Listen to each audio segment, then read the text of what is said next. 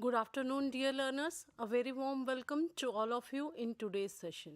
I welcome you all in this MSc Renewable Energy program. This is our second session on energy conversion, that is MRW 001 of MSc Renewable Energy and Environment program. In our previous session, we have already learnt what energy is, what are the different forms of energy, and why energy conversion is important. So today we are going to discuss about the energy conversion again. And now we will discuss that what are the energy conversion processes, why energy conversion is important, and how we are going to get efficient energy conversion process. This is what we are going to discuss in today's session. So, as you are familiar with the concept of energy and the fact that energy can exist in many forms. In our previous lecture, we have already discussed that we have electrical energy, we have mechanical energy. There are two kinds of mechanical energy, kinetic energy and potential energy. We have nuclear energy. So various forms of energy we have already discussed, that energy exists in many forms. We have also discussed that conversion of energy is important because the energy that is available in the nature is not in the form in which we can directly utilize it. Suppose we need to light a bulb, then what happen? We need an electrical energy, but electrical energy is directly not available in the environment, so we have to get electrical energy from some or other sources that are available in the nature.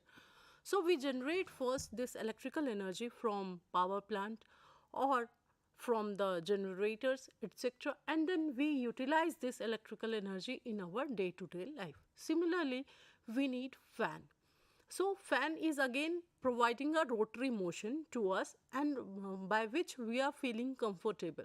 So again, for this phone to run or operate, we need electrical energy. And from where this electrical energy comes?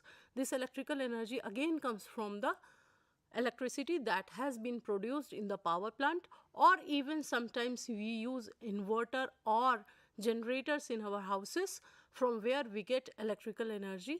So output or end energy that we require is what we want, and that is the end result of the energy or the form of the energy that we really want. So the energy that we want or that we desire is not available in the nature in the form that we desire. So what we do, the energy that is available in the nature, we convert it into the desirable form. Sometimes we utilize fuels that are available in the nature. Sometimes we use sunlight or solar energy directly to convert electricity. So these are the many forms that in which energy is available, and then we convert it into electricity or something else. If we want mechanical energy, suppose if we have to drive an internal combustion engine, what we will do? We will give a fuel or chemical energy, and then chemical energy will be converted into the useful form of the energy, mechanical energy, and then we will get potential energy, then we will get kinetic energy from it, by which a rotational energy will be generated. So there are many conversion steps in this kind of energy processes. So generally, if direct energy conversion is there, it is of more importance to us. We have learned that what is energy? It is capacity of doing work. So whatever work we are going to do, we need energy to do that particular work. So we need energy in the form we want to do that particular work. Now the question is that when energy from one form is converted to another form, does all the energy is available to do useful work or whatever desired form of energy we want? Certainly no. Why? Because there are some losses. Energy which goes into an energy converter device or energy conversion during the energy conversion mechanism, we get several kind of output. For example, if the bulb is there, we get heat also there. light is there, but when you will touch that bulb, after some time you will get heat also there. So heat, and certainly that heat is the wastage of energy. So as due to first law, or according to first law, we say that energy can neither be created nor be destroyed, it can only be converted from one form to another. But what happens here, the form that is convertible is not of use always. Sometimes it is a useful work, sometimes it is the work which is not useful to us, but the energy transformation will take place. So this kind of work that we are getting for the useful, from the useful form of energy, is the useful work, and another form that we are getting the form of energy, but it is not certainly converted into the desirable form, it is the waste. So there is energy input, output, and wastage of energy is also there. So if we want to increase the efficiency of any energy conversion device, what we could do, an intelligent answer will be that we are going to utilize that waste energy also. Suppose in power plant, you all might have seen, the boiler is there, then steam is produced from this boiler, and then this steam is used to rotate the turbine. So when in boiler the fuel is burnt, lot of flue gases are there. If we utilize the heat from these flue gases to reheat the water that has to be converted into the steam, what will happen? Our conversion efficiency will be increased. So this is all that we are going to discuss in today's session. Now we get the desired form of energy which is available to us for doing useful work, and we also get undesired form energy which is not available to us to do that equivalent amount of useful work. So as per the law of conservation of energy, which means that the total amount of energy at the end of any conversion process is the same as it was in the beginning. So in the beginning, suppose if it is E input or energy input, then at the end what it will be? Energy, useful energy plus waste, or we can say E1 and E2. E1 is the desired form of energy and E2 is undesired one. So this is what we are going to get. So any energy use device, for example, as we were talking about the engine, it extracts energy from some energy source and converts this energy into useful work. And if certain efficiency is there, we denote this efficiency by eta. So say if it is eta, then it will be defined by the expression that is always there. Then energy is always conserved, which means that it can neither be created nor destroyed. Energy may be transformed from one form to another. And the concept of energy and its transformation is extremely useful in explaining and predicting most of the natural phenomena which is occurring in our day-to-day life. So the conversion of energy can be classified based on the various stages that are involved in the energy conversion process. Now, if there are more number of stages, what will happen? Certainly, the efficiency will be lower, because at every stage there will be some loss as well. So, cumulative loss will be more. So, if direct energy conversion is there, means energy conversion in single step is there, then what will happen? We will get maximum efficiency. So what we have to do, or what effort we have to do during the energy conversion process is, we have to find out, or we have to develop such a process in which the energy conversion could take place directly or in a single stage. But in most of the cases, it is not possible to convert energy directly from one form to the desirable form. So we generally go for single stage energy conversion, we go for multi-stage energy conversion as well. For example, in case of thermal power plant, as we have discussed, there is multi-stage conversion process. First, fuel is burnt in the boiler, chemical energy of fuel is generated there. Then this chemical energy is converted into heat energy to heat the water or to convert the water into the steam. Then this steam is again used to rotate the turbine. So again steam energy or heat energy is utilized for rotational energy of turbine. Then this rotational motion of turbine, what it do, we couple it with the generator and the electricity is generated. So generally there are 4 stages of conversion process. So this is somewhat, the process is less efficient because at every stage there is energy conversion efficiency, and every energy conversion efficiency in every stage, when energy conversion efficiency is there, it will be cumulative at the end. For example, for boiler efficiency, if it is 0.8%, then turbine efficiency it is 0.7%, then conversion efficiency of to electrical energy is again 0.8%. So cumulative will be 0.8 into 0.7 into 0.8, like that. We will discuss it later. So if we go for the single stage energy conversion, it would be better for us. For example, if we go for photoelectric effect, so directly what will happen, the sunlight from the sun will be converted directly into the electricity with the help of PV modules. So here the efficiency will be more. Similarly, thermoelectric energy conversion, where the electricity is converted directly from the difference in thermal energy of two metals or materials. So here the energy efficiency will be more because it is a single stage energy conversion process.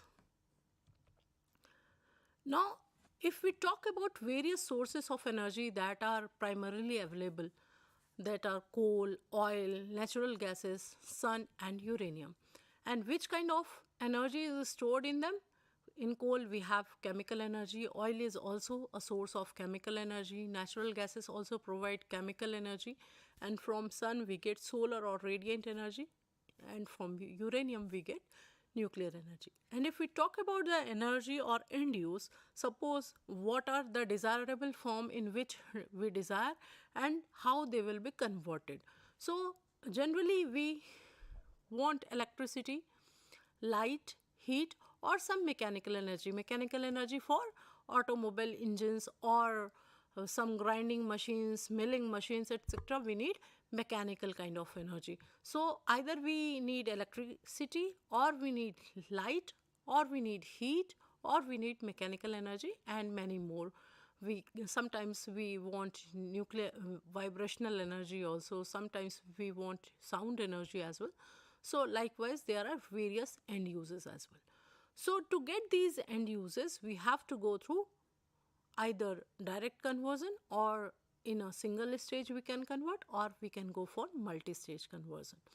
So generally the popular methods are multi-stage energy conversion processes because they are easily available to us, and for direct conversion of electricity of any energy from one form to another is sometimes difficult and the yield is also less. So generally we go for multi-stage energy conversion processes also. So depending upon the use and depending upon the efficiency of the process and depending upon the economics that is behind the end form of energy, we select the processes. Now, transformation of one type of energy to another without passing through any intermediate stage is known as direct energy conversion. And why do we need this direct energy conversion? As we discussed, if we are going to convert directly energy into the useful form, the losses in the conversion process will be less. There is the cost component if we talk about. So if the stages are less, the equipments utilized will be less, so the cost component will also be reduced. And then is the efficiency. As we discussed that at every stage there will be losses, so cumulative loss will be more. So direct energy conversion processes are generally the efficient process. That's why we are going for the direct energy conversion process. Generally, there are three kinds of direct energy conversion process. First one is photoelectric energy conversion process. Second one is thermoelectric energy conversion process. And the last one is electrochemical energy conversion process. Photoelectric, as the name says, the photo means light. So light is directly converted into the electrical energy. In thermoelectric energy conversion, what happens? The heat, thermo means heat. So difference in the heat is something that is going to transform into the electrical energy. So differential thermal differential is going to convert into the electricity. And then comes the electrochemical energy processes. Here chemical energy is directly converted into the electricity or vice versa. So fuel cells are example for this kind of energy. For thermoelectric energy, thermocouples are the examples for this kind of energy conversion process. In photoelectric energy conversion process, the solar energy, or from photo we can correlate it directly. Photo means solar. So here solar energy is directly converted into electricity. And the energy conversion device that is used here is PV cell that we have discussed, or we call it solar cell also, photovoltaic cell. And here the energy of the photons gets converted into electrical energy. Then comes the electrochemical energy conversion process. This process takes place in electrochemical energy converter, and the chemical energy can be directly converted into the electricity. And the device that is used here is known as fuel cell. Then comes the thermoelectric energy conversion. As we have heard the name of thermocouple. So what is thermocouple? It is device that is used to convert thermal energy directly into the electricity. And the principle of the thermocouple is also very simple. What happens? We make a junction by two different metals. Generally it is made of copper and iron. And now if it is heated, a voltage appears across the output terminals of the junction due to the differential heating of two different metals. Because you have learnt in heat transfer that heating capacity or thermal conductivity of every material is different. So due to this, a differential is there. So due to this difference in the heat, electricity is generated, and this is known as thermocouple. Now if we talk about the total energy output that we are getting, suppose we call it E out, and if we are giving input as EI, so some waste will be there. So let us say that waste as E2. So if we are giving input E in, so the converted energy that we are getting are E1 plus E2. Suppose E1 is the useful form of the energy, and E2 is waste, or the energy that we don't desire at that particular moment, but it is generated automatically there. So using the conversion efficiency equation, what we can get, if even whatever output that is desired divided by the input that we are giving, this gives us the efficiency equation. Now whatever efficiency we are getting here, it can never be 1. Why? Because some amount is there in the E2 as well. Though energy is conserved in any energy conservation device, the output of useful energy will be there. So generally the useful energy will be less than the energy output. Now you can see that for any energy conversion device to be 100% efficient, E2 that we were considering as energy loss has to be 0. So generally it is not possible for any energy conversion device to be 100% efficient. However, we are able to utilize the rejected heat in another generator, or we can utilize its heat component, or we can utilize its work. So in some other form we can utilize it, but here some loss will be there. We can minimize this loss, but we cannot eliminate this loss.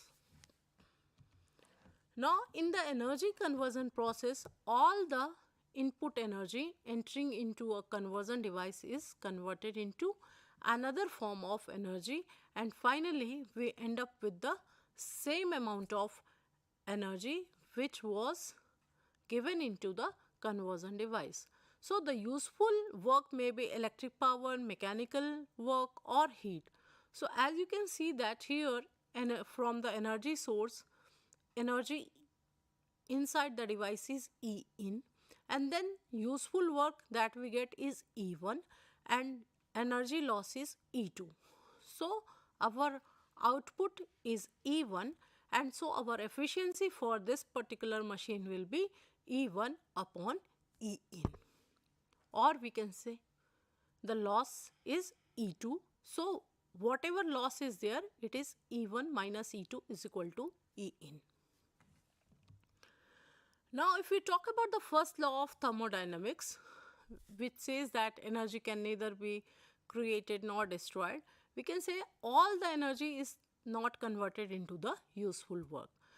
You may be wondering then what happened to the remaining energy. So, from here the concept of quality of energy arises. And what is this? It is, although the quantity of energy is the same before and after the conversion, the quality of energy will be different. So, let us take an example. Suppose you have a bulb, incandescent bulb of 100 watt in your home. After few minutes of its operation, if you touch this bulb, you will observe that it is very hot. The bulb is using electricity, it is giving you light and heat. Then what is the efficiency of this incandescent bulb? Usually it varies from 5% to 10%.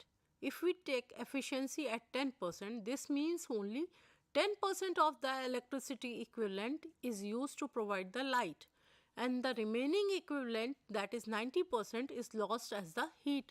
So, this heat so produced is called the waste heat simply because it is difficult to use this waste heat to do any kind of useful work. And this defines the second law of thermodynamics, which says that with each energy conversion from one form to another, some of the energy becomes unavailable for doing any further useful work. So, it is generally not possible for us to convert 100% of electrical energy into heat by passing a current through a resistive element. So, what has happened to this electrical energy? Certainly, it is converted into the heat energy. And now suppose that you want to reverse this process, that is, you wish to convert heat that is generated here during the when you lit the bulb. So, now you want to convert this heat into electricity. Is it possible to convert this heat into electricity? No. Why? Because in course of doing the original work, you have increased the disorder in the system by heating it, and in no way you can recover the work of this disordered system without putting energy into the system. So, from here the second law of energy comes into the picture. So, first law of thermodynamics and second law of thermodynamics. In between here lies your conversion efficiency. How you can make your energy conversion more efficient. So, certainly what you have to do, you have to minimize the losses, you have to minimize the stages of the energy conversion process by which you are going to get an efficient energy conversion system. This was all about the energy conversion system, and here we have learned that direct energy conversion is generally better than the multi-stage energy conversion system.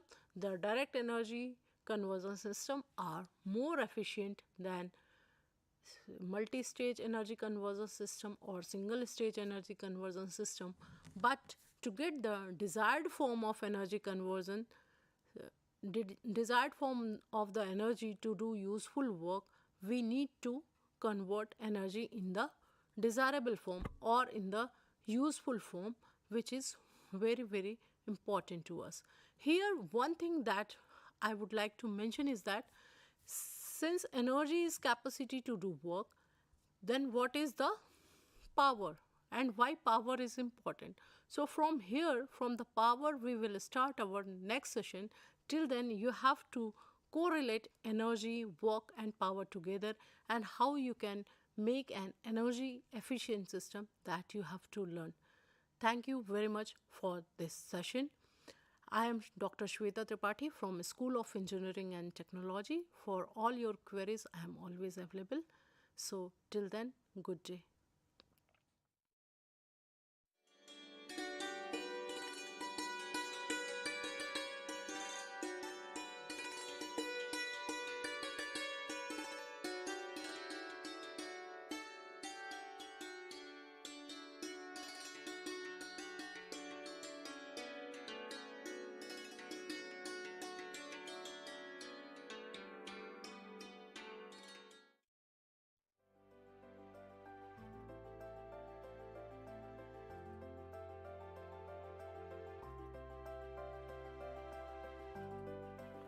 We wear clothes on a daily basis.